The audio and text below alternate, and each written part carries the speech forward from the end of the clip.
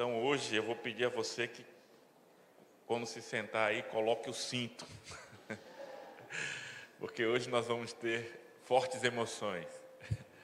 Nós vamos entrar hoje mais profundo, como nosso irmão já disse, em responder a pergunta que é o tema, né, do nosso seminário de escatologia, né?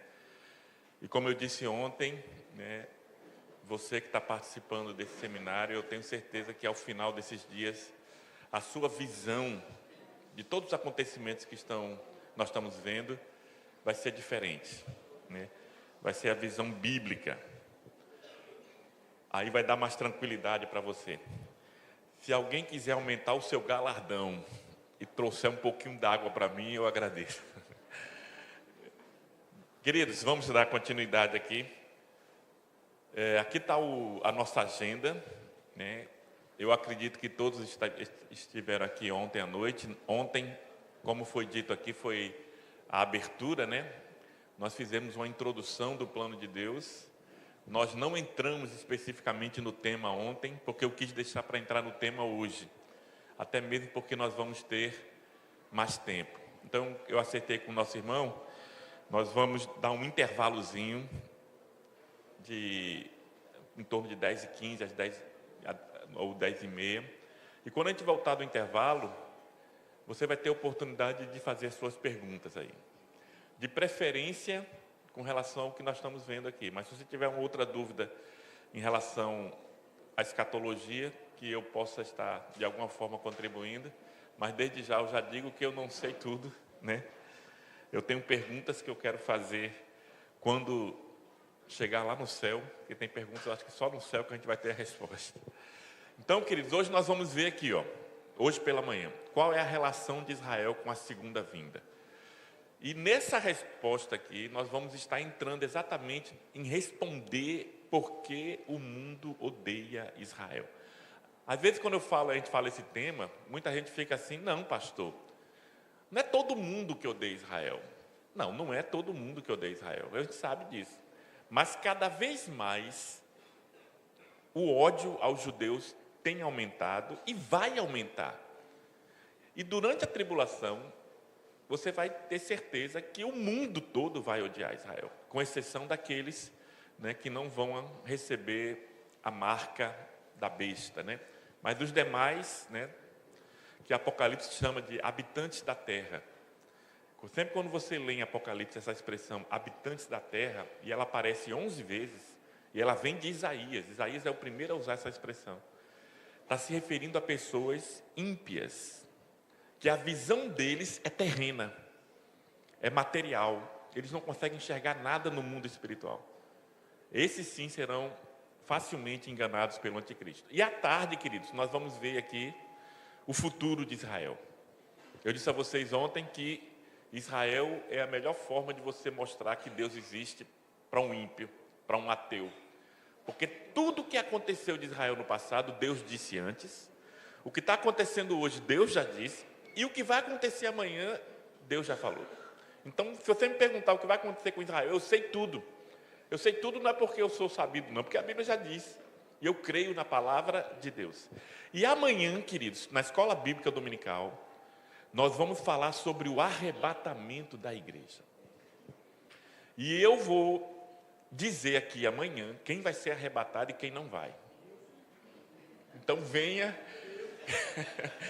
Se você quer saber se você vai ser arrebatado, não deixe de vir amanhã de manhã. E eu vou dizer com base na Bíblia, viu, queridos? Eu só não sei o CPF da pessoa, mas eu sei quem vai. Porque a Bíblia diz quem vai e quem não vai, né? E à noite, querido, nós vamos estar trazendo uma palavra para os irmãos. E eu pensei muito em qual palavra nós estaremos meditando amanhã à noite, né? Nós estamos falando sobre escatologia desde ontem, mas Deus tem colocado no meu coração uma palavra que não está muito ligada à escatologia. Mas eu tenho certeza que Deus vai falar com você amanhã à noite através dessa palavra. Você que está enfrentando lutas, você que está enfrentando talvez até tragédias na sua vida, e às vezes procura encontrar uma saída, e através do que Deus tem colocado no nosso coração. Deus me deu essa palavra, queridos, no ano de 2020, em plena Covid-19. quando eu perdi amigos, né? Perdi pastores, eu perdi uma tia, eu e Levi perdimos uma tia, né? Pela Covid, e foi um momento muito difícil que todos nós atravessamos. E Deus me deu essa palavra lá em Eclesiastes, que eu senti de Deus de estar compartilhando com os irmãos aqui. Eu tenho certeza que, eu pensei até em falar sobre o tribunal de Cristo, mas fica para uma outra oportunidade, né? E foi mais ou menos de quinta para sexta-feira que Deus falou comigo que a palavra que Deus quer trazer amanhã à noite não tem ligação com escatologia, mas tem ligação diretamente com a tua vida. Amém? Então vamos lá. Qual a relação de Israel com a segunda vinda de Cristo? Nós vamos responder essa pergunta com auxílio do último livro da Bíblia, que é o livro de Apocalipse. Então, antes de eu entrar aqui no tema, deixa eu falar um pouquinho sobre esse livro aqui. Queridos, o livro de Apocalipse, ele é uma literatura singular na Bíblia. Você não deve ler Apocalipse como você lê, por exemplo, o livro de Atos. O livro de Atos é um livro histórico, é um livro de uma compreensão relativamente fácil. Ele está contando fatos históricos, né? O livro de Apocalipse, queridos, é uma literatura apocalíptica. E na Bíblia é o único livro completo que é uma literatura apocalíptica. Mas você tem, por exemplo, uma literatura apocalíptica, do capítulo 6 de Daniel para cá, também é uma literatura apocalíptica. Mateus 24, o sermão profético de Jesus, também é uma literatura apocalíptica. Qual é a característica de uma literatura apocalíptica? É uma literatura que fala de fenômenos sobrenaturais, muitos símbolos. É uma literatura que o entendimento dela não é tão fácil. Então, exige que você se dedique mais, que você estude mais, para poder entender uma literatura apocalíptica. Os judeus, eles já eram familiarizados com essa literatura, porque existem livros escritos até mesmo antes de Apocalipse, que são chamados livros apócrifos, que são literaturas apocalípticas. Por exemplo, o livro de Enoque, que de vez em quando se fala aí, né? O nome é Enoque, mas não foi Enoque que escreveu, né? Ele é um pseudepígrafe. Muitas pessoas usam o nome de pessoas da Bíblia para poder dar uma credibilidade ao livro. Mas o livro de Enoque também fala de coisas até semelhantes que Apocalipse fala. E é um livro de literatura apocalíptica. Então, a literatura apocalíptica, para o judeu, era uma coisa que eles já estavam meio que acostumados, né? Nós aqui, ocidentais, é que temos uma maior dificuldade de entender a literatura apocalíptica. Mas Apocalipse não é só uma literatura apocalíptica. Apocalipse também, nunca se esqueça disso, é uma carta. Apocalipse é uma epístola que João está escrevendo para as 7 igrejas da Ásia. Agora, deixa eu dizer uma coisa para você. Não são 7 cartas, é uma carta. Agora, para cada igreja, João, no capítulo 2 e 3, faz uma introdução específica para cada igreja. Mas a carta era para ser lida toda nas 7 igrejas. E eu entendo que essas 7 igrejas, elas não foram escolhidas de forma aleatória, né? Eu contabilizei, queridos, na época que João escreveu o livro de Apocalipse, a carta, já existiam formalmente mais de 50 igrejas na região da Ásia e do Oriente Médio.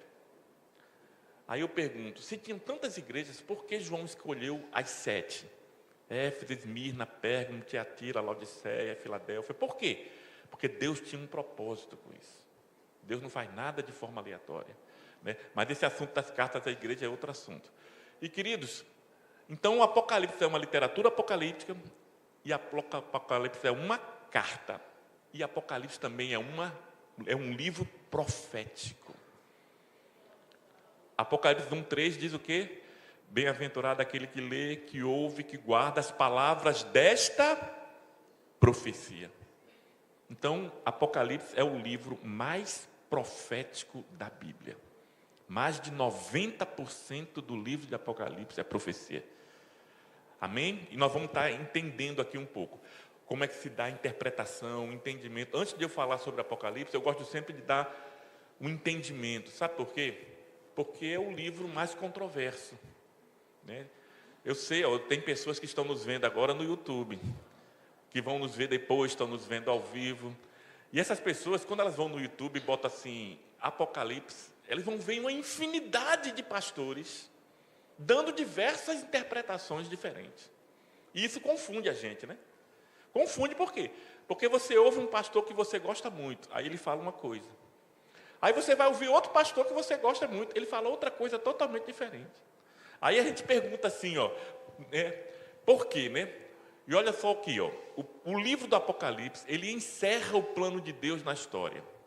Nesse livro, vemos claramente que Deus nunca perdeu o controle da história e que está conduzindo este mundo para o seu desfecho final. Então, queridos, vamos tentar responder essa pergunta aqui, ó. Por que há tantas divergências entre os cristãos na interpretação do livro de Apocalipse? Não seria tão bom se todo mundo tivesse o mesmo entendimento? Mas não é assim. Aliás, isso não acontece só na escatologia, né?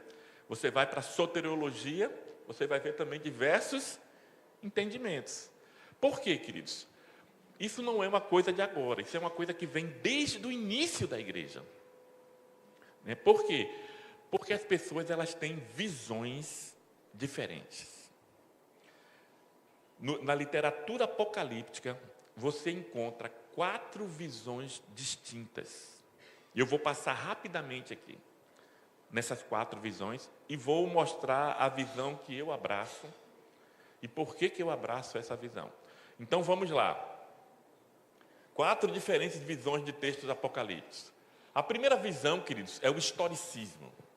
Eu estava ontem conversando com meu irmão, falando sobre a época da Reforma Protestante e tudo, e essa visão historicista, ela prevaleceu muito na época da Reforma. O que é a visão historicista, pastor Davi? Aqui, ó.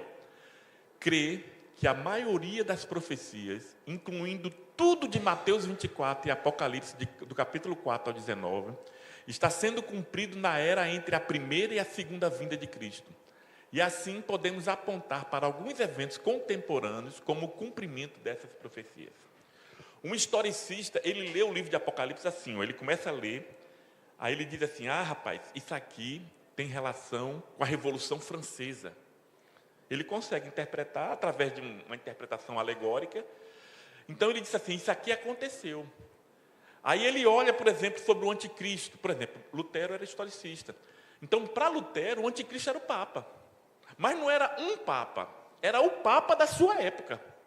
Porque o historicista, ele traz a profecia para os seus dias atuais. Você está entendendo? Esse método de interpretação, ele já foi muito forte no passado, hoje ele caiu muito, né? O historicismo, né? Mas ainda tem muita gente que é historicista. Você sabe quem é historicista? O adventismo do 7º dia. Então, se você for aprender escatologia com Rodrigo Silva, que como eu gosto muito dele, mas como teólogo, ele é um grande arqueólogo. Porque de escatologia, queridos, o conhecimento dele é todo baseado nesse método de interpretação. De trazer, e eu digo isso, queridos, porque tem muito crente que admira, e eu também admiro ele, né? É um grande arqueólogo, né? Mas, na escatologia, o entendimento dele diverge do nosso. Ele entende a escatologia de uma forma diferente da nossa. Ele não acredita no arrebatamento. Por quê? Porque ele tem uma visão historicista, né? Que leva ele a ter outras visões posteriores. Então, vamos para frente. Qual é a outra visão? O preterismo. O preterismo, ele crê que a maioria das profecias, incluindo tudo ou quase tudo de Mateus 24 e Apocalipse 4 a 19, foi cumprido no ano 70 depois de Cristo, com a destruição do templo. Queridos, vamos pegar aqui Mateus 24, que eu disse a vocês que é um texto apocalíptico. Em Mateus 24, queridos, Jesus fala dos acontecimentos da grande tribulação, né? E ele fala várias coisas que irão acontecer. E ele, no momento lá, tem um momento lá no versículo 14 que ele diz assim, e não passará esta geração sem que todas essas coisas aconteçam. Aí o preterista diz assim, ó, tá vendo? A geração que viu o templo ser destruído é a geração que ia se cumprir todos os eventos apocalípticos. É a interpretação que ele dá para esta geração, que no meu entendimento é a interpretação equivocada. Jesus não está falando daquela geração que estava vendo as coisas acontecerem, mas era a geração que ia ver o início da tribulação, é a mesma geração que ia ver o final, por isso que não ia passar a geração. Mas isso aqui é um outro assunto que eu não quero entrar agora. Então o preterismo, ele acredita que tudo, ou quase tudo, de Mateus 24 e de Apocalipse 4, 19, aconteceu na época da destruição do templo. Então ele lê Apocalipse como se fosse algo que aconteceu no passado, com exceção da segunda vinda de Cristo. Agora, diga-se de passagem que existem outros sub-ramos dentro de cada ramo desse. Você tem o preterismo moderado e tem o preterismo radical. Eu considero o preterismo radical uma heresia. Por quê? Porque o preterista radical diz que Jesus já veio no ano 70. Olha, se Jesus já veio, ele não vai vir mais. E isso, queridos, fere a nossa base. Porque uma das crenças bases da fé cristã é crer na segunda vinda de Cristo, que é futura. Se eu digo que Jesus já veio de forma espiritual, eu estou dizendo que ele não vai vir mais, né? Mas esse é o extremista, é o preterista extremado, né? Mas a maioria dos extremistas são moderados. Eles creem que grande parte do Apocalipse já se cumpriu, mas a segunda vinda de Cristo ainda vai se cumprir no futuro. Mas eles não creem no milênio literal aqui na Terra. Aí nós temos a terceira visão, que talvez seja uma das mais fortes, né? Com exceção da última, que com certeza é a mais dominante no meio evangélico. É a visão idealista. Preste bem atenção no idealismo. O idealismo, queridos, ele não crê nas profecias, que as profecias bíblicas indiquem qualquer cronologia de eventos. Eles não leem Apocalipse como se fossem fatos que fossem acontecer realmente. As passagens proféticas ensinam ideias, por isso que vem o nome idealismo, ideias ou verdades na vida cristã. Por isso podem ser aplicadas como princípios atemporais.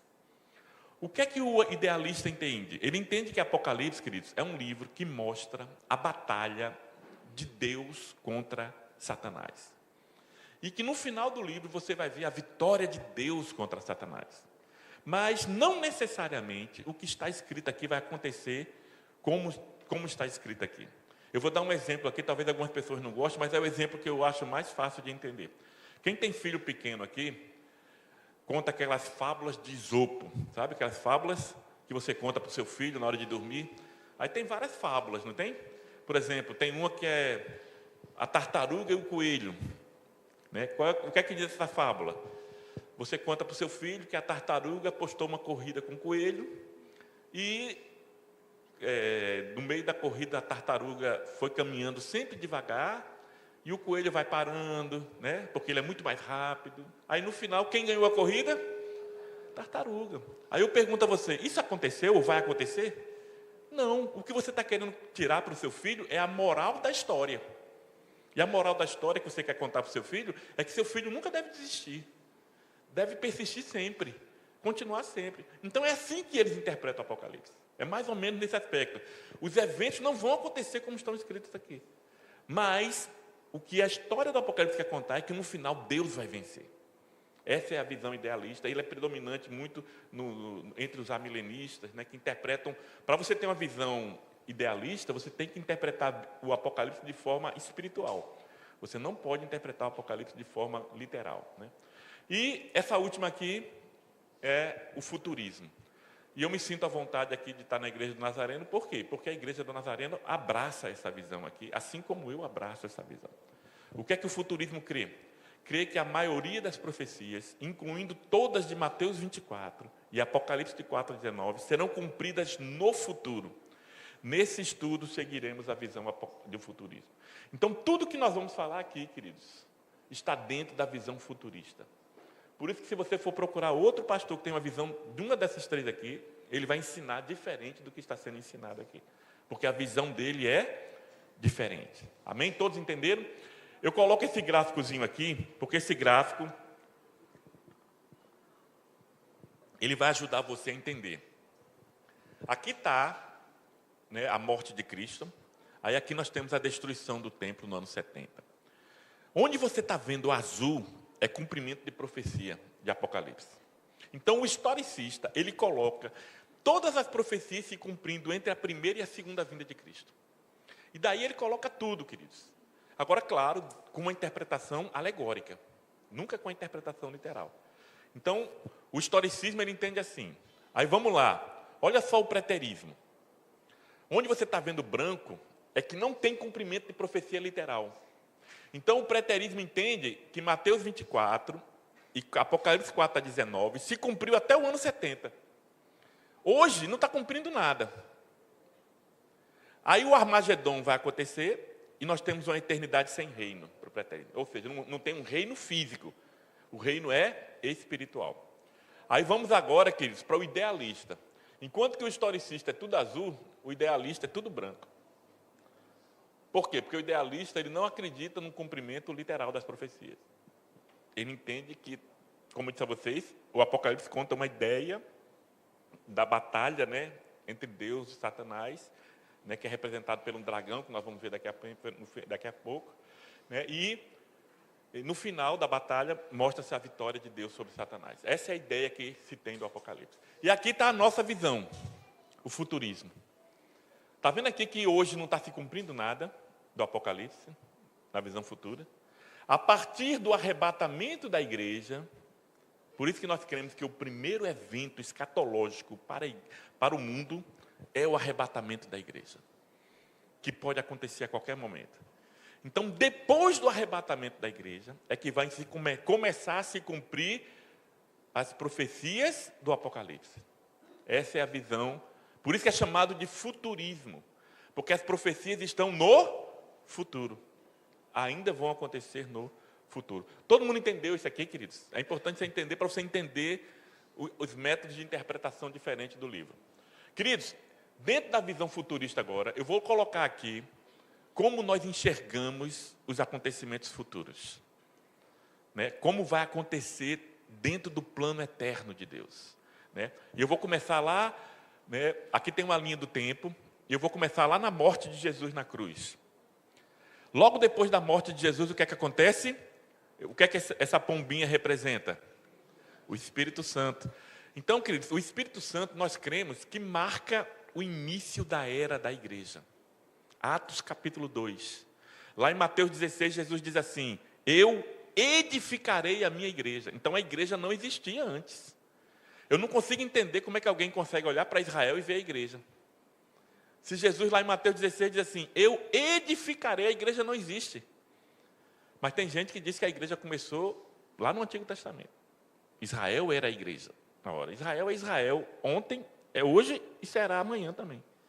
A igreja ainda vai ser criada, e é Deus quem vai criar, é Cristo quem vai criar. Então a igreja nasce em Atos 2. Aí qual é a era que nós estamos vivendo, queridos? Nós estamos vivendo aqui essa era, que nós chamamos de era da igreja. Por isso que Israel está de lado. Não está se cumprindo nenhuma profecia em Israel, está se preparando o cenário, que nós vamos ver aqui. Deus está trazendo os judeus de volta. Né? Eles foram para a sua própria terra, falam a sua própria língua. Tudo isso aí é Deus preparando o cenário. Mas cumprimento de profecia em Israel ainda não começou. Quando é que vai se começar o cumprimento? Depois que a igreja for arrebatada. Está vendo que eu botei interrogação aqui? Quanto tempo? Já faz quanto tempo, queridos, a era da igreja? 2000 anos. E até o momento não chegou o fim. E você acredita que o apóstolo Paulo, ele acreditava que o arrebatamento ia acontecer nos dias dele? Ele tinha quase que uma convicção, porque quando ele fala do arrebatamento em Atos 4, ele se inclui sendo arrebatado. Depois nós vamos ver aqui amanhã na escola dominical, bem detalhadamente, ele fala assim, olha, os mortos ressuscitarão primeiro, os mortos em Cristo ressuscitarão primeiro. Aí ele bota assim, depois nós, os que ficarmos vivos, seremos arrebatados. Paulo acreditava, por quê? Porque o arrebatamento podia acontecer na época dele, podia acontecer em qualquer época, porque não tem sinais. Entendeu? Agora, queridos, por que Jesus não veio? Imagina se Jesus tivesse vindo na época de Paulo. Onde você estaria? Querido, Jesus não veio por sua causa. Pedro vai dizer, queridos, que Deus é longânimo. Ele não quer que ninguém se perca. Pedro vai descrever que nós, crentes da era da igreja, somos pedras vivas. E Deus hoje está construindo um templo espiritual. É a igreja que está espalhada por esse mundo. Cada pessoa que entrega a sua vida é um tijolinho dessa pedra, desse templo. Quem sabe você vai ser a pessoa que vai levar a última pessoa a Cristo. E quando o prédio estiver pronto, ele vai dizer, sobe, amada minha. Então, queridos, Talvez Jesus não tenha vindo ainda, porque talvez o seu vizinho precise ouvir falar de Jesus ainda. Talvez aquele seu colega de trabalho precise ainda que você fale com ele, que você testemunhe para ele. Mas não tenha dúvidas que a qualquer momento, da mesma forma que Deus fechou a arca e ninguém mais pôde entrar, depois que a igreja for arrebatada, ninguém mais pode entrar. Aí, queridos, o que é que vai acontecer conosco no céu? Eu disse ontem aqui, talvez alguns irmãos ficaram chocados, nós não vamos passar a eternidade no céu. A gente aprende, né? Eu quero ir para o céu, eu quero ir para o céu, eu quero ir para o céu. Nós vamos para o céu. Aqui, ó. Nós vamos para o céu. Ó. A primeira coisa que acontece é o tribunal de Cristo. Paulo vai dizer assim, ausente no corpo, presente com Cristo. Você vai comparecer perante o tribunal de Cristo para ser julgado. Não para ser salvo, você já é salvo. Você vai ser julgado nas suas obras. Lembre-se que você serve a um Deus justo. Deus recompensa os seus. Não pense que Deus trata todo mundo igual, queridos. Deus recompensa os seus. Salvação pela graça. Galardão pelas obras. Eu vou falar um pouquinho amanhã sobre o tribunal de Cristo. E você não tenha dúvidas de que quando chegar no céu, tem gente que pensa assim, quando chegar no céu, não vai ter nada de triste. João vai dizer, cuidado para que você não seja envergonhado naquele dia. O que é ser envergonhado, queridos? É você chegar diante de Deus de mãos vazias. Você está salvo, porque a salvação não é por obras. Mas você, durante o seu período aqui na terra, você não fez nada para o reino de Deus que fosse digno de recompensa. Não é uma vergonha? Salvo? Uma vez uma irmã disse assim, que é típico uma frase de uma pessoa extremamente egoísta. Ela diz assim, olha, eu não quero galardão, eu quero é ser salvo. Se tiver um lugarzinho no céu, com uma vassourinha para ficar limpando, eu estou satisfeito. Sabe o que essa pessoa está dizendo? Eu não estou nem aí para os outros. Eu estou preocupado é comigo. Queridos, se eu sou salvo em Cristo, eu tenho a fé em Cristo, eu tenho desejo de fazer por Ele. Não porque eu quero ser o melhor, não porque eu amo a Ele. E uma prova que você ama a Cristo é que você dedica a sua vida a Ele, na obra dEle. E faz de todo o seu, não é só fazer.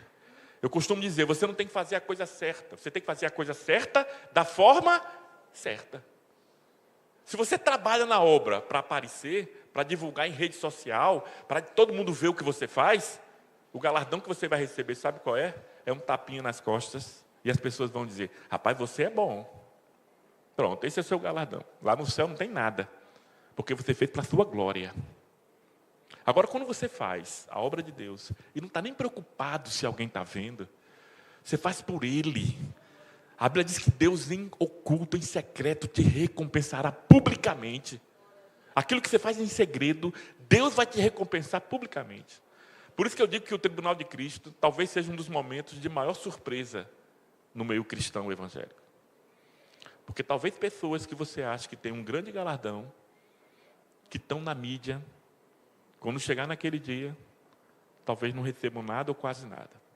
E aquele irmãozinho, ou aquela irmãzinha, que você nunca deu nada por eles, que passa a madrugada orando pelo pregador, mas ninguém sabe, e Deus usa o pregador por causa daquela mulher, que dedica a sua vida à obra de Deus, mas não está preocupado com holofotes ou com palmas. Essas terão galardão. Porque, queridos, Deus divide muita coisa conosco. Deus divide o seu amor. Deus divide sua misericórdia, sua graça. Tudo Ele compartilha conosco. Mas a glória Ele não divide com ninguém. A glória é dEle. Tem gente que pensa que é um corretor celestial. Eu não sei se tem corretor aqui, né? Não me leve a mal, não, mas o corretor, ele vende uma coisa que não é dele e quer 5%. Aí tem crente que é assim, não, eu não quero tudo não, eu só quero uma gloriazinha de 5% aqui. Não, queridos. Toda a glória para Ele. João Batista nos ensinou, né? O lema de João Batista: é necessário que Ele cresça e que eu diminua. Esse deve ser o lema de cada crente. Arrebatamento da igreja, nós temos o tribunal de Cristo para receber o galardão. E esse galardão, né, são coroas. E depois nós temos aqui as bodas do Cordeiro. Tudo isso está acontecendo no céu. As bodas, queridos, o casamento acontece no céu, mas o banquete acontece na terra. Você vai entender isso amanhã. Aí, queridos, o que é que está acontecendo na terra, nesse exato momento? O que nós chamamos de a grande tribulação, ou tribulação, que Daniel chama de a 70ª semana de Daniel. Por isso que nós entendemos que esse período dura 7 anos. Nós vamos ver isso aqui amanhã também, o que marca o início da tribulação. Não é o arrebatamento, queridos. Você não encontra em nenhum lugar da Bíblia dizendo que o arrebatamento marca o início da tribulação. Jesus pode arrebatar a sua igreja hoje e o arrebatamento e a tribulação demorar 20 anos. Porque não tem nada que vincule uma coisa com a outra. O que eu sei é que a igreja vai ser arrebatada antes. Eu não sei quanto tempo antes. Pastor, e o que é que marca então o início da tribulação? Aí você tem que ir para Daniel capítulo 9, 27. O anticristo vai assinar um acordo de paz com Israel. Olha Israel de novo aí. A igreja é arrebatada, o plano de Deus se volta para Israel novamente. Aí no momento em que esse plano de paz for assinado, pode contar 7 anos que é a volta de Jesus. Que é os 7 anos da tribulação, que é dividido no meio. Aí nós temos aqui então, queridos, no final da tribulação, a batalha que é a chamada de Batalha do Armagedon, que eu disse a vocês ontem, que é o ápice do antissemitismo. Aqui, o diabo, você vê isso também em Apocalipse 16, ele vai conseguir, através de espíritos malignos, convencer todos os reis da terra. E onde é que ele vai convencer isso, queridos? Na ONU. Você sabe que a ONU é a Organização das Nações Unidas e lá estão todas as nações da terra. Então a ONU vai votar uma resolução para eliminar Israel. Aí a ONU, inclusive os Estados Unidos. Os Estados Unidos apoiam Israel hoje porque Deus quer. Mas vai chegar um momento que os Estados Unidos vai se voltar contra Israel também. É o que a Bíblia não diz. E eu creio. Você pode até querer me internar num hospital aqui de doido, mas eu vou continuar crendo. Porque a palavra de Deus não mente, queridos. Então, queridos, todas as nações vão... Quando Israel estiver cercado, e eu estou falando de Israel aqui, eu não estou falando de toda a nação, é um remanescente. A Apocalipse chama de remanescente. São aqueles judeus que vão crer em Cristo. Nessa época da tribulação, vai estar pregando o evangelho aqui 144 mil judeus, né? Nós vamos ter aqui 2 testemunhas em Jerusalém, e nós vamos ter também, queridos, pela primeira vez na história humana, um anjo vai fazer o que ele sempre quis fazer. Você sabia que os anjos, se pudessem, estavam pregando o evangelho? Eles, se pudessem, queridos, eles estavam aqui agora mesmo pregando o evangelho em todo quanto é rua, mas eles não podem. Porque é um monopólio da igreja. Pregar o evangelho hoje é um monopólio da igreja. Meu e seu. Agora, quando a igreja for arrebatada, não vai estar mais aqui na terra. Aí Deus vai permitir que um anjo desça do céu e anuncie o evangelho eterno. E sabe o que é que o anjo vai dizer? A todos os habitantes da terra: não recebam o sinal da besta. Aquele que recebeu o sinal da besta está selando a sua condenação eternamente. Então nós vamos ter muitas pessoas se convertendo na tribulação? Vão. São aqueles que vão sofrer, vão passar por todo esse período, muitos vão ser mortos, são chamados de mártires da tribulação, porque o anticristo vai perseguir essas pessoas, né? Mas vamos para frente. Aí o que é que acontece aqui? Segunda vinda de Cristo. A segunda vinda de Cristo, ela acontece exatamente no final da tribulação. E ela encerra a tribulação. Aí, nesse momento aqui, o que acontece na segunda vinda de Cristo? O anticristo e o falso profeta. A segunda vinda de Cristo, queridos, Jesus chega no meio de uma guerra. Imagina assim, armamento nuclear, as nações todas cercando Israel. Aí Jesus chega. E tem gente que pensa que a batalha de Deus com o diabo é uma batalha muito acirrada, sabe? E Deus vence fazendo um gol aos 47 do segundo tempo. Queridos, deixa eu dizer uma coisa para você. Não existe guerra entre Deus e o diabo. Não pode haver guerra entre o Criador e sua criatura. Existe guerra entre nós e Satanás. Paulo escrevendo, ele diz assim em uma de suas cartas, que Cristo vai derrotar o anticristo, assim, com o sopro da sua boca. Todas as nações da terra serão destruídas. Nós vamos ver aqui hoje exatamente essa cena acontecendo. Inclusive você vai se ver hoje aqui também. Aí depois Satanás é preso, está lá em Apocalipse 20, e nós temos aqui o milênio, que é o que nós vamos ver à tarde, o que vai acontecer com Israel no futuro. Aí depois do milênio, Satanás é solto, e nós temos, ele é derrotado pela última vez, lançado no lago de fogo, e nós temos o que é conhecido como julgamento do grande trono branco. Querido, todo mundo é julgado por Deus. Todo mundo vai ser julgado por Deus. A igreja, né? Porque Jesus vai vir para os três, viu? Jesus vai vir para a igreja, Jesus vai voltar para os gentios e Jesus vai voltar para Israel. Jesus vai voltar para a igreja como o quê? Como noivo, para buscar a sua noiva. Jesus vai voltar para os gentios como o quê? Como juiz. Vai ler Mateus 25, que ele vai julgar as nações da terra. Ele vai separar as ovelhas dos bodes. Isso acontece o quê? Quando ele vier aqui na sua segunda vinda. E Jesus vai voltar para Israel como quem? Como o redentor de Israel. Que isso aí vai acontecer exatamente no final da tribulação. Aí, queridos, o julgamento do grande trono branco é o julgamento de todos os ímpios de todas as eras. Lembre-se que a igreja já foi julgada aqui, A igreja foi julgada aqui, no tribunal de Cristo. Não para ir para o céu ou para o inferno. Todo mundo é salvo, mas para o galardão. Os gentios são julgados aqui, na segunda vinda de Cristo. E os ímpios serão julgados aqui. E eles serão julgados segundo as suas obras. Por quê? Porque eles rejeitaram a Cristo. Então, sabe Caim, que matou Abel não sei quantos anos atrás? Ele vai estar lá nesse dia. Ele vai estar lá nesse dia. Assim como qualquer ímpio que está andando aqui em Recife hoje, que morrer nessa situação, vai ressuscitar e vai estar lá nesse dia. E como ninguém é salvo pelas obras, todas essas pessoas serão lançadas para onde? Para o lago de fogo e enxofre. E viverão lá eternamente. Aí é outra questão polêmica, né, na teologia. Esse eternamente é eternamente mesmo? Tem algumas pessoas que abraçam o aniquilacionismo. Inclusive, o adventismo abraça também. Que diz o seguinte, não, esse eternamente não é eternamente, não. Eles vão passar muito tempo lá e depois serão aniquilados. Eu não encontro isso na Bíblia. O que eu digo, que eu encontro na Bíblia, é que a mesma palavra que é usada para dizer que eu e você vamos viver eternamente com Deus, é a mesma palavra que diz que os ímpios vão viver eternamente no inferno. Se Deus mudar de um lado, ele pode mudar de outro.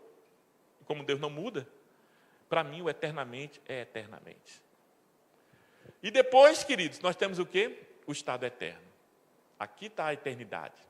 Aqui está o milênio. Tem muita gente que confunde versículos do milênio com o estado eterno. No meu ponto de vista, e eu não quero dizer aqui que eu estou certo ou errado, cabe a você estudar, só tem 2 capítulos na Bíblia que falam da eternidade. Apocalipse 21 e 22. Todos os demais capítulos que falam de novos céus e nova terra, você vê em Isaías, está se referindo a esse período aqui. Porque essa terra aqui do milênio, é essa terra que nós vivemos, restaurada. Por isso que eles chamam de novos céus e nova terra. Né? É que a natureza geme. Essa terra aqui, queridos, não tem sol, não tem lua, não tem mar. É uma terra totalmente diferente. É a eternidade. É nessa terra que a Nova Jerusalém vai descer. E como eu interpreto de forma literal, dou preferência para a interpretação literal, sabe qual é a dimensão da Nova Jerusalém? Que a Bíblia, lá está em estádios, mas quando você converte para quilômetro, ela tem 2.500 quilômetros de altura, de largura e de profundidade. É um cubo. Imagina uma terra de 2.500 quilômetros, o tamanho dela. Pastor Davi, o senhor crê literal? Eu creio. Pode dizer que eu estou doido, mas eu vou continuar crendo. Amém, queridos? Então vocês entenderam aqui, né, essa visão, toda essa visão aqui é uma visão futurista. Né? Não é historicista, preterista, não, é uma visão futurista. Queridos, antes de entrar no livro de Apocalipse, vamos procurar ter algumas regras de interpretação. Você, para ter uma boa hermenêutica é a arte de interpretar a Bíblia, você tem que ter regras.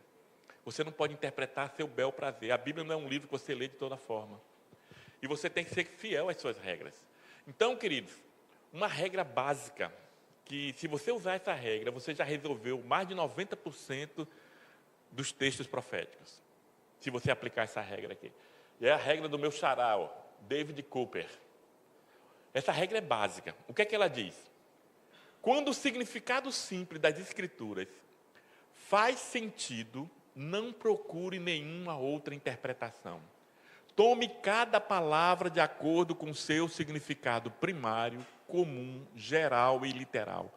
A menos que os fatos de um texto imediato, estudado à luz de passagens relacionadas e verdades axiomáticas e fundamentais, indiquem claramente o contrário. Resumindo isso aqui, quando você lê a Bíblia e entender de forma clara, não fique procurando outra coisa. Não fique procurando, né, não sei o que, em cabeça de cavalo, como é que o pessoal diz. Tem gente que fica procurando coisa para complicar o entendimento.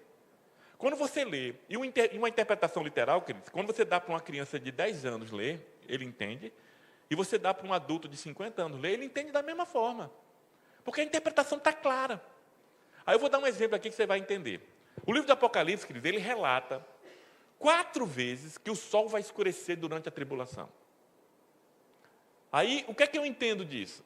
Que esse sol que está aí fora agora, na tribulação, ele vai escurecer. E não é um eclipse não, queridos. É um escurecimento do céu, do sol.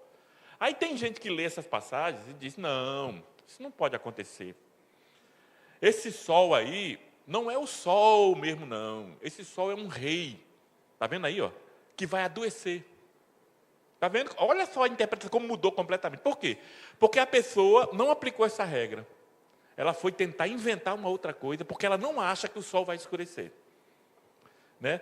Então, o que é que acontece? Deu uma nova interpretação ao texto. E eu costumo dizer que quando você erra a interpretação, é como botar um botão de camisa. Né? Quando você vai botar um botão, essa minha camisa não tem botão, né? Mas quando você tem aquelas camisas cheias de botão, o que é que acontece quando você erra o primeiro botão e bota na casa errada? Mesmo que você bota os outros certo, a camisa fica troncha. Quando você erra a sua interpretação inicial, tudo que você fizer a partir daí está errado. Está vendo como é importante eu partir de uma interpretação correta? Tem gente que tem muita boa vontade, muita boa intenção, mas ele está partindo de um método errado. Ele aprendeu um método errado de interpretação. Então, queridos, primeira regra é essa. Agora, por que eu acredito que esse sol vai escurecer? É claro que eu acredito, por quê? Porque já aconteceu. Queridos, quando Jesus morreu na cruz, o que é que o texto diz do Evangelho? Houve trevas. Queridos, era meio-dia. Meio-dia é o dia que está mais claro. Aí a Bíblia diz que ao meio-dia, até às 3 da tarde, não foi eclipse. A Bíblia diz que houve trevas sobre a face da terra. Foi literal o que aconteceu, queridos, ou foi alegórico? Alguém aqui duvida que tenha sido literal? Nós não estávamos lá, mas nós cremos. Se aconteceu com Cristo no passado, na morte dele, por que não vai acontecer na grande tribulação? Eu creio que vai acontecer exatamente como a Bíblia diz. Outra regra de interpretação é uma lei chamada lei da recorrência. Um evento nas Escrituras pode ser registrado 2 vezes, com a segunda conta incluída para fornecer detalhes adicionais. Um exemplo clássico disso é o capítulo 1 de Gênesis e o capítulo 2. No capítulo 1, queridos, você vai ver que a terra foi criada. Aí no capítulo 2 ele vai contar de novo. Por quê? Porque ele vai detalhar a criação da terra. Por exemplo, o sonho que José teve. Primeiro ele sonhou que os feixes se dobraram. Aí depois ele sonhou que as estrelas, o sol e a lua, nós vamos ver daqui a pouco, se dobraram. Ele teve o mesmo sonho 2 vezes, mas com objetos diferentes. Por quê? Porque Deus está reforçando isso aí, isso é importante, para você entender. E na segunda vez que ele tem um segundo sonho, ele amplia mais. Então na Bíblia é muito comum você ver isso. né? Um evento sendo relatado, né, 2 vezes. E essa aqui que eu considero talvez uma das mais difíceis de você perceber no texto. Quando nós lemos a Bíblia, queridos, nós lemos aqui a Bíblia, um versículo atrás do outro, nós começamos a ler. E quando nós lemos, nós achamos que ele está relatando eventos que estão acontecendo imediatamente um atrás do outro. E nem sempre é assim. Principalmente na profecia. Às vezes, entre um versículo e outro, passam-se 2000 anos. Mas quando você lê, você não percebe. E um exemplo clássico disso aqui, olha aqui, é quando Jesus entra em Nazaré, na sua cidade, lá em Lucas capítulo 4. Olha só o que diz a lei da dupla referência. A Escritura pode misturar em uma única narrativa 2 eventos distintos, separados no tempo. Por isso que algumas pessoas leem o texto e às vezes se confundem, porque eles não atentam para isso. Olha só que coisa interessante. Em Lucas capítulo 4, Jesus, ele entra na cidade que todo mundo conhecia ele. Em Nazaré, queridos, as pessoas viram Jesus crescer, correndo na rua, brincando, que Jesus era uma criança normal como qualquer outra. Aí, de repente, Jesus tem 30 anos de idade, e ele entra, e ele já é considerado um mestre. Quando ele entra na sinagoga, e o texto diz assim, como era costume dele, Jesus ia à sinagoga todo sábado, porque Jesus não era do cristão, Jesus não era da igreja do Nazareno de Boa Viagem, Jesus era judeu. Jesus era judeu, e ele, como judeu, frequentava a sinagoga. E ele entra na sinagoga, e você repara bem a narração do texto, por isso que eu defendo que quando você quer entender a Bíblia, você tem que entender a cultura judaica. Porque Jesus não nasceu ontem, Jesus nasceu há 2000 anos atrás, e viveu dentro de uma cultura e de uma comunidade judaica. Então você tem que conhecer, querido, para você entender o texto na sua plenitude. Aí o texto diz que Jesus entra na sinagoga, depois você pode ler em casa, em Lucas capítulo 4, e ele vai lá para frente, e o texto diz assim, e foi dado a ele o livro do profeta Isaías. Por que deram Isaías para ele? Porque era o texto que tinha que ser lido naquele dia. Você sabia que o judeu até hoje faz isso? Ele chama isso de paraxá. O judeu, queridos, o judaísmo, ele lê a Torá toda durante um ano. E ele vai lendo da seguinte forma, ele lê alguns capítulos da Torá junto com alguns textos do Antigo Testamento. Porque o judeu não acredita no Novo Testamento, né? Para ele o Messias não veio ainda. Por isso que precisa acontecer a tribulação para eles reconhecerem Jesus como Messias. Então, naquele dia, o que deram a Jesus, e não foi coincidência, Deus é quem governa todas as coisas, deram a Jesus o texto que está lá em Isaías 61.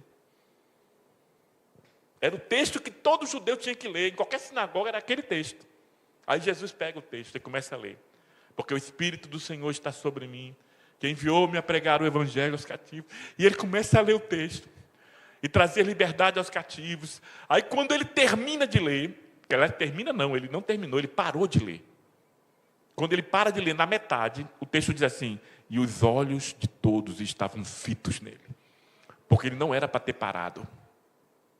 Jesus não era para ter parado, era para ter continuado lendo. Mas ele parou. Ele parou para poder dizer a seguinte frase, hoje se cumpriu esta profecia. Queridos, o que foi que Jesus não leu que estava logo atrás? E o dia da vingança do nosso Deus. O dia da vingança do nosso Deus ainda não aconteceu. Por isso que Jesus não leu. Porque se Jesus lesse, Jesus não podia dizer, hoje se cumpriu. Porque o dia da vingança não se cumpriu ainda. Então isso aqui é um exemplo clássico de dupla referência. Um versículo teve cumprimento no passado, mas a parte de baixo ainda não se cumpriu. Isso acontece também, queridos, em Zacarias 9, 9 e 10, quando Jesus entra montado no jumentil. Zacarias 9, 9 fala de Jesus entrando montado no jumentinho, mas 10 fala do juízo de Deus. Não se cumpriu. Você está entendendo? Você tem que ficar atento a essas coisas, né, para você interpretar corretamente. E, queridos, talvez a coisa mais difícil no Apocalipse, para muita gente. O Apocalipse é um livro que tem muitos símbolos. Apocalipse tem 39 símbolos. E para eu entender o Apocalipse, eu tenho que entender esses símbolos. Eu tenho que saber o que ele significa.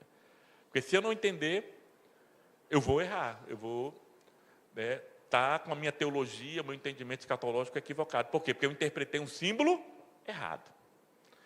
Agora, deixa eu dar uma boa notícia para você. As pessoas devem estar pensando, pastor, é difícil demais. Deixa eu dizer uma coisa. Dos 39, 20 Apocalipse diz o que é. Mais da metade. Então você não precisa ficar preocupado. Ele diz o símbolo, nós vamos ver daqui a pouco isso, e depois ele vai dizer o que é aquele símbolo, para facilitar a sua vida. Aí você vai dizer, e o restante? O restante dos símbolos, você vai encontrar a interpretação na própria Bíblia. Não tire da sua cabeça.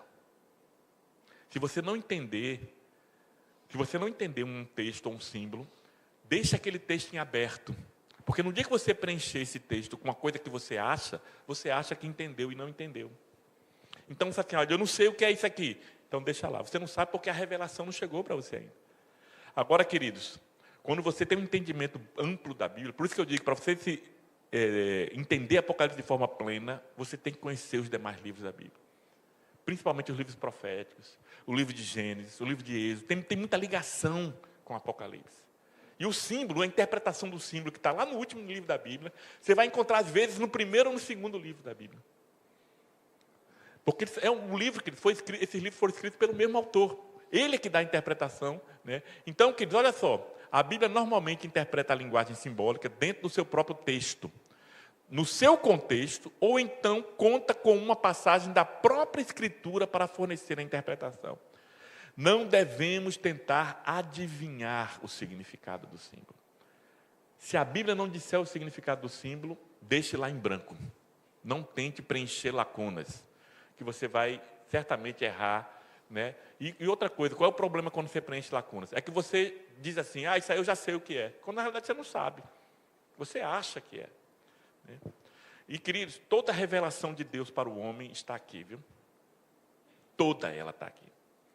Não acredite em nenhum pastor, eu vou dizer até olhando para aqui, para quebra, não acredite em nenhum pastor que traz uma nova revelação que não esteja aqui. Estou falando de revelação universal. Né? Eu tive um colega meu uma vez, que também gosta de estudar escatologia, e ele chegou para mim uma vez, pastor Gil, e disse assim, Davi, descobri quem é o anticristo. Aí eu, é mesmo, rapaz. Tem umas pessoas que têm, não sei porquê, essa questão de querer saber quem é o anticristo, sabe? Eu não estou nem aí, sabe? Sinceramente, porque eu não estou esperando ele. Eu não estou esperando ele. Para que eu quero saber quem é ele se eu não estou esperando ele? Aí você vai me dizer assim, não, pastor, mas João diz lá, aquele que tem entendimento, calcule o número da besta e o seu número é 666. Sabe para quem João está falando? Para quem ficou na tribulação. Então, se você acertou, é porque certamente você está por aqui. Então, o bom é você nem querer saber quem é. Eu não estou nem aí. Aí, esse rapaz era um daqueles, que eles ficavam investigando para saber quem era o anticristo. Aí, dizia que era fulano, Beltrano. Aí, ele disse para mim, ele veio contar uma história. Ele disse assim, rapaz, eu fui dormir estudando essa questão do anticristo. E Deus me deu um sonho. Aí, quando ele falou sonho, eu já fiquei, rapaz. Aí, eu, é mesmo? Como é que foi o sonho? Não, o sonho é o seguinte, eu vi não sei o quê, a tribo de Dan, e não sei o que, uma serpente, que não sei o que, e Deus me mostrou que vai ser fulano de tal. Ele me disse, eu não sei nem quem foi mais que ele disse. Aí quando ele terminou de contar a história, aí eu disse assim, rapaz, que coisa interessante, né? A Bíblia não é um livro completo, porque para a Bíblia ser entendida, precisa do seu sonho. Sem seu sonho, a Bíblia fica incompleta. Aí ele ficou todo sem graça, né? Queridos, quem é o anticristo, quem disse, está aqui, ó. Não é sonho, não é revelação, revelamento, o que for.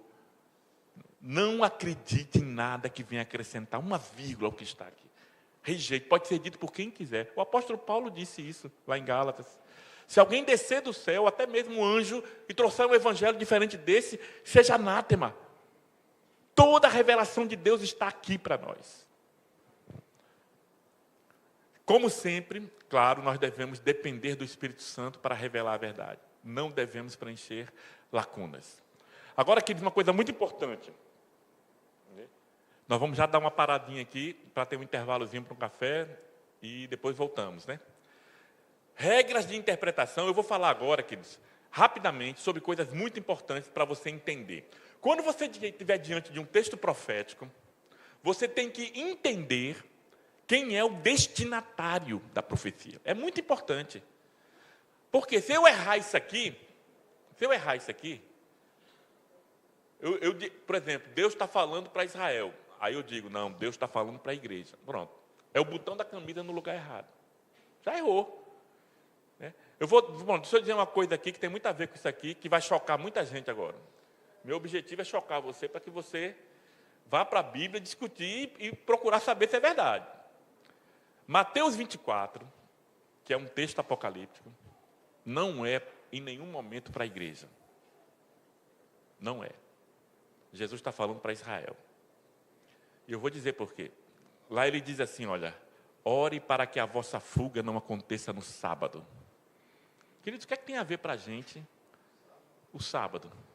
Você guarda o sábado? Não. Jesus está falando para os judeus. Agora eu vou dizer uma coisa que vai chocar você, é o seguinte. Eu já preguei errado, no meu entendimento. Mateus 24, tem uma hora que Jesus fala assim, olha, 2 estarão no campo, um será tomado e outro será... Aí eu dizia, é o arrebatamento. Não é isso que a gente que aprende? Eu aprendi na Assembleia de Deus assim. E ensinei assim. Mas eu fui estudar o texto. Porque uma coisa é você aprender porque foi ensinado assim. Outra coisa é você se debruçar sobre o texto no grego e tentar entender o que é que o texto está dizendo. O texto e o contexto. Queridos, o que é que Jesus diz antes dele dizer isso? Ele diz assim, olha, assim como foram nos dias de Noé, assim será também na vinda do Filho do Homem. Aí ele diz, 2 estarão no campo, um será tomado e outro será deixado. A gente pensa o seguinte, o bom é ser tomado. Não, queridos, o bom é ser deixado. Vamos para Noé, ele não disse que era como os dias de Noé? Noé, queridos, foi um juízo de Deus, assim como a tribulação é juízo de Deus. É a ira de Deus sendo derramada sobre a terra. Queridos, nos dias de Noé, quem foi tomado? Os ímpios. Quem foi deixado? Noé e sua família. Então, o bom é ser deixado. Então, o que ele está falando nesse versículo? Ele está falando para os judeus que 2 vão estar no campo, um vai ser morto na tribulação, não vai entrar no reino, e outro será deixado. Quer ver outra coisa errada que muita gente interpreta errado? Que eu também aprendi errado, que está lá em Mateus 25, que é a complementação do sermão profético, as parábolas das 10 virgens.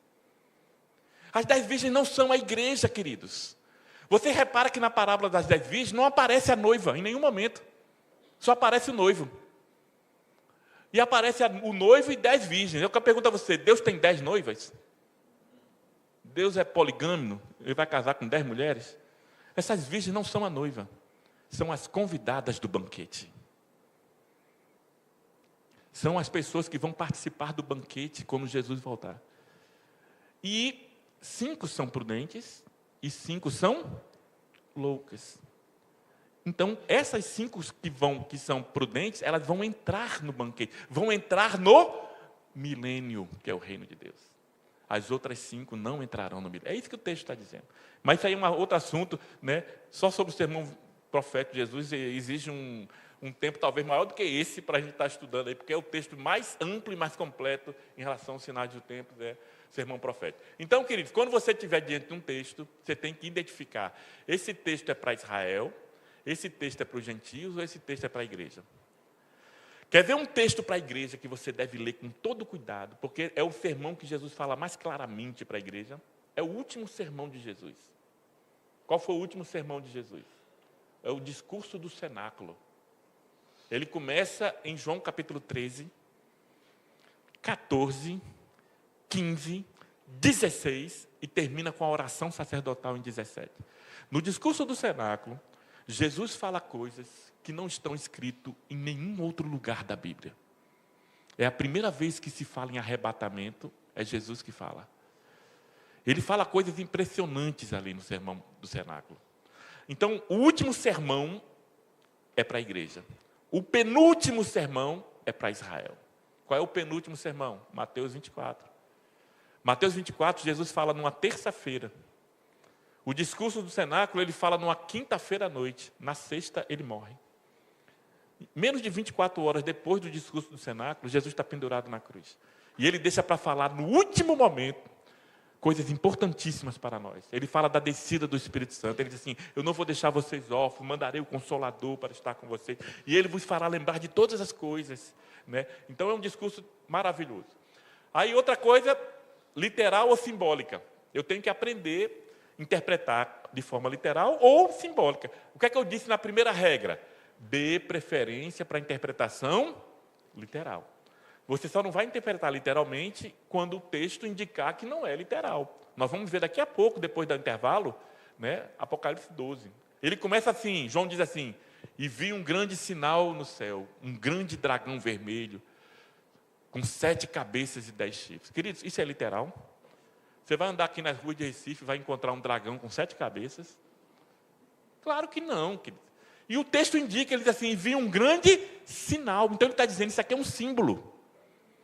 Cabe a você entender o que significa isso. E o texto ajuda você a entender. Nós vamos ver bem daqui a pouco. Nós vamos entrar em Apocalipse 12 e vamos fazer uma exegese.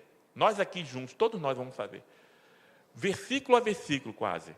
Para você entender, porque é importantíssimo você entender o capítulo 12 de Apocalipse, para você responder a pergunta: por que o mundo odeia Israel? Outra coisa, a profecia do passado, do presente ou do futuro? Essa coisa, você tem que ler. Esse texto profético já aconteceu ou não aconteceu?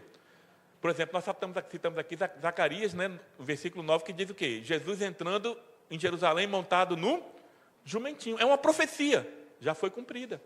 Mas tem passagens que ainda não foram cumpridas. Eu tenho que saber distinguir. E eu tenho que saber se a profecia está acontecendo no céu ou na terra. Apocalipse, queridos. João, no capítulo 4 de Apocalipse, ele é levado ao céu. E ele, a partir do capítulo 4 de Apocalipse, ele vai relatar a visão que ele está tendo da mesma perspectiva que Deus tem. Eu considero o apóstolo João o camarada mais privilegiado de toda a terra. Para mim, João foi um cara especial para Deus. E eu vou dizer por quê. João é o único homem que viu a Cristo em carne, que viu Cristo morto. Ele era o único apóstolo que estava ao pé da cruz, que viu a Cristo ressuscitado e que viu a Cristo glorificado. Ele viu Cristo nos 4 estágios. Quem mais viu? Ninguém. Mas não foi só isso. João, ele foi levado ao céu para o trono da presença de Deus. João esteve literalmente diante do trono. Olha só que privilégio. Agora ele deu esse privilégio a um menino de 20 anos, não, ele deu a um homem de mais de 90 anos. Você que está ficando velho, não pense assim: não tem mais nada para mim não. Tem, queridos. Enquanto você está respirando é porque Deus tem algo para fazer na tua vida ainda. A maior revelação sobre o futuro que Deus deu ao homem foi a um velho de mais de 90 anos. Porque não tem tempo de você parar de servir a Deus. Você se aposenta do seu trabalho, mas da obra de Deus você não se aposenta não, meu irmão. É até a morte, servindo a Deus. Então, queridos, nós vamos então dar uma parada nesse slide aqui. Você vai entender agora aqui a montagem do cenário. É o que nós estamos vivenciando hoje. Deus, nesse exato momento, está montando o cenário do mundo para o que vai acontecer. Ele está mexendo em várias coisas.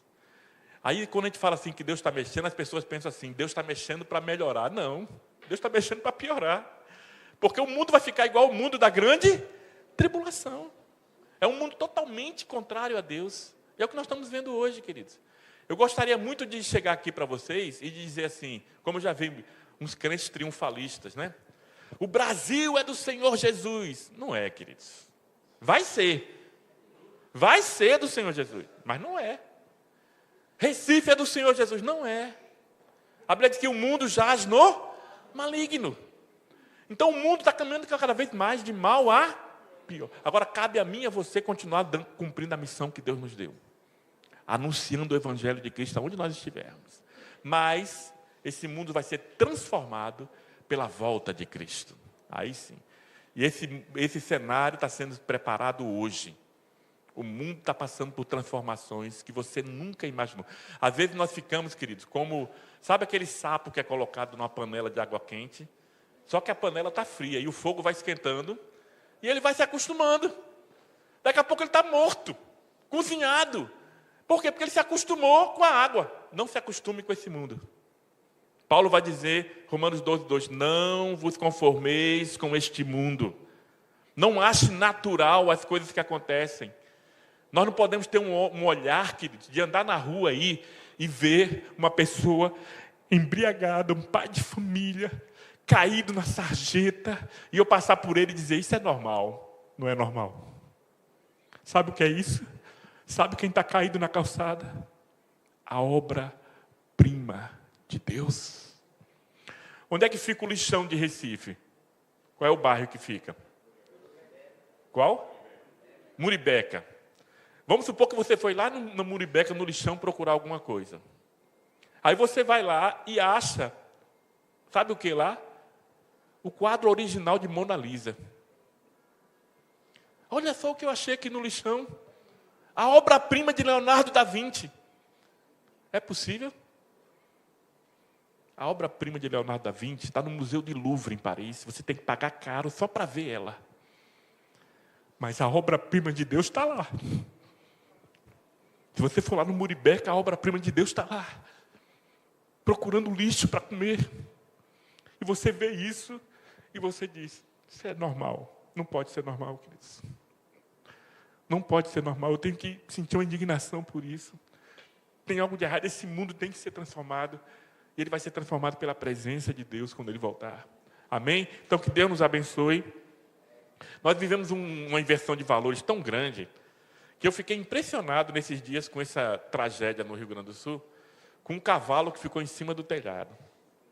Como as pessoas se mobilizaram para salvar a vida de um cavalo. E enquanto o cavalo estava em cima do telhado, tinham centenas de pessoas morrendo. E ninguém estava preocupado. A preocupação era com o quê? Com o cavalo. Aí eu pergunto, Jesus veio ao mundo para salvar o cavalo? Ele deu a sua vida para salvar um cavalo? Ou um cachorro, por melhor que seja? Eu não tenho nada contra você que é cachorro, mas um cachorro não vale mais do que um ser humano. Mesmo que esse ser humano seja um assassino. Jesus continua amando o ser humano. Amém, queridos? Que nós não tenhamos essa inversão de valores em nossas vidas.